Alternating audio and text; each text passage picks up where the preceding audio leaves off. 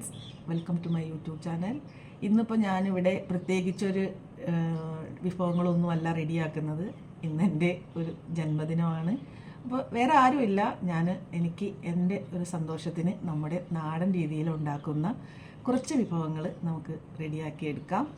ഞാനിവിടെ ചോറും ഒരു ചെറിയ മോരുകറിയും നമ്മുടെ നാട്ടിലെ ബീൻസ് തോരനും എല്ലാം ഉണ്ടാക്കാമെന്ന് വിചാരിക്കുന്നു.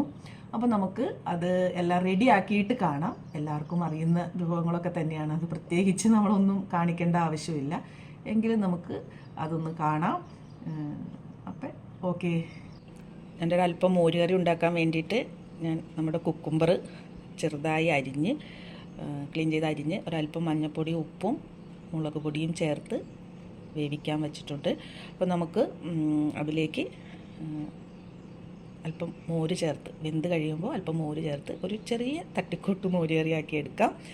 അപ്പോൾ നമുക്ക് നാട്ടിൽ കിട്ടുന്ന പോലെ എല്ലാ വിഭവങ്ങളൊന്നും ഇവിടെ കിട്ടില്ല, ഉള്ളത് വെച്ച് നമുക്ക് സന്തോഷമായിട്ടത് ചെയ്യാം. അപ്പോൾ ഞാൻ എൻ്റെ മോരുകറി റെഡിയാക്കിയിട്ടുണ്ട്. ഇത് റെഡിയാക്കാനായിട്ട് ഞാൻ കുക്കുംബറാണ് എടുത്തത്.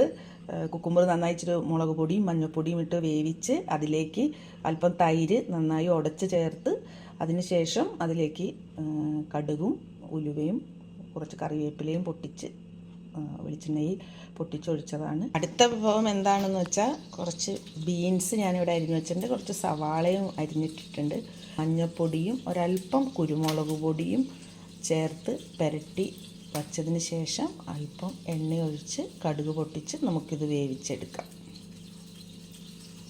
ബീൻസ് തോരൻ ഇവിടെ റെഡിയാക്കി വെച്ചിട്ടുണ്ട്. ഒന്നുമില്ല, വളരെ ഈസി ആയിട്ട് ഒരല്പം സവാളയും കുരുമുളക് പൊടിയും ഉപ്പും ചേർത്ത് കടുക് പൊട്ടിച്ച് വെളിച്ചെണ്ണയിലിട്ട് വഴറ്റിയെടുത്ത നമ്മുടെ ബീൻസ് തോരൻ ഞാനിവിടെ റെഡിയാക്കി വെച്ചിട്ടുണ്ട്. ഞാനിവിടെ 2 മീൻ എടുത്ത് വെച്ചിട്ടുണ്ട്. ഇത് നമ്മുടെ നാട്ടിലെ സിലോപ്പി പോലെയുള്ള മീനാണ്. നമുക്കിതിൽ ആവശ്യത്തിനുള്ള മസാലയൊക്കെ ചേർത്ത് പുരട്ടി നമുക്ക് വറുത്തെടുക്കാം. പുരട്ടി വയ്ക്കാൻ വേണ്ട സാധനങ്ങൾ കുരുമുളക് പൊടി, ഇച്ചിരി ഇഞ്ചി വെളുത്തുള്ളി ചേർത്ത് ഞാൻ നന്നായി ചതച്ച് വെച്ചിട്ടുണ്ട്. പിന്നെ കറിവേപ്പില, മഞ്ഞൾപ്പൊടി, ഒരു ടീസ്പൂൺ വെളിച്ചെണ്ണ, മുളക് പൊടി, കുരുമുളക് പൊടി ഇത്രയും ചേർത്ത് നമുക്ക് ഈ മീൻ നന്നായി പുരട്ടി ഒരു അരമണിക്കൂർ മാറ്റി വെച്ചതിന് ശേഷം പൊരിച്ചെടുക്കാം. അപ്പോൾ മീൻ ഞാൻ നന്നായി പുരട്ടി വെച്ചിട്ടുണ്ട്. ഇപ്പോൾ അരമണിക്കൂറോളം നമ്മൾ അത് റെസ്റ്റ് ചെയ്യാൻ വെച്ചു. അതിന് ശേഷം നമുക്കിനി അതെടുത്ത് പൊരിച്ചെടുക്കാം.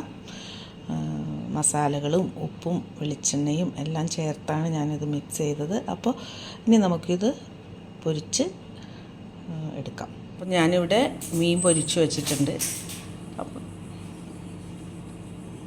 അപ്പം നമ്മുടെ വിഭവങ്ങളെല്ലാം റെഡിയായി.